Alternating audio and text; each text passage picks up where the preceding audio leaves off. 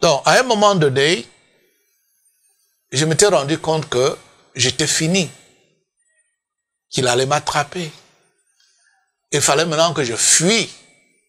Imaginez-vous en train de fuir en enfer pour aller où?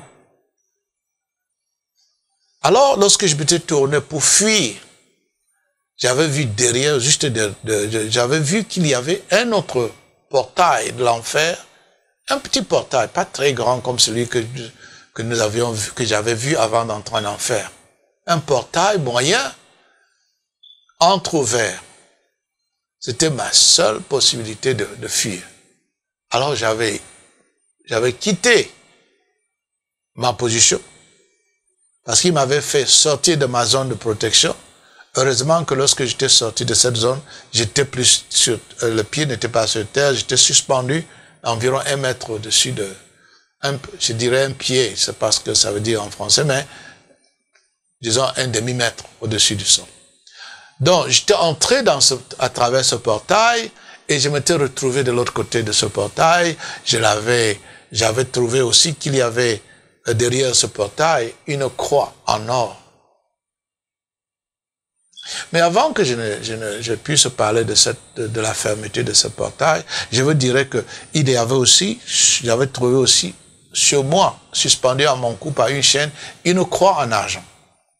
Et j'avais pris cette croix, j'avais tenu devant moi, entre lui et moi, et je l'avais rebué, comme on dit là, j'avais crié au nom de Jésus-Christ, je te rejette, je te chasse au nom de Jésus-Christ, parce que j'avais appris que c'est comme ça que les prêtres chassaient les démons, faisaient l'exorcisme. Mais ça n'avait pas de valeur. Cette croix en argent n'avait pas de valeur. Et je ne sais pas pourquoi c'était suspendu, mais j'avais appris une leçon que même la croix que les prêtres utilisent pour chasser les démons sur la terre ne pouvait pas fonctionner là-bas. Donc, quand j'étais derrière ce portail, je l'avais fermé avec la clé en or, et c'était un portail qui était opaque du côté où j'étais et qui était lumineux du côté où le démon se trouvait.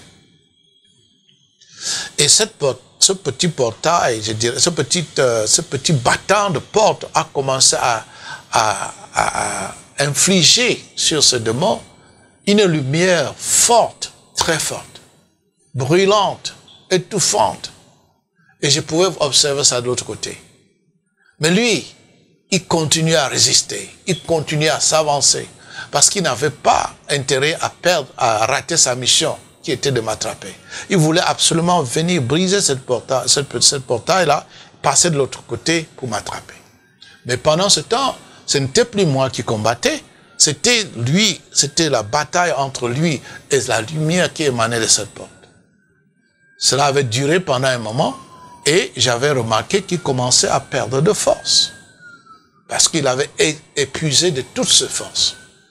Alors, comme nous le savons tous, la lumière finit toujours par triompher des ténèbres. À un moment donné, il avait poussé un cri de colère, un cri amer, et il avait disparu. Et la porte, derrière laquelle je me tenais, avait aussi disparu, les croix avaient disparu, et je m'étais retrouvé encore dans mon espace protégé.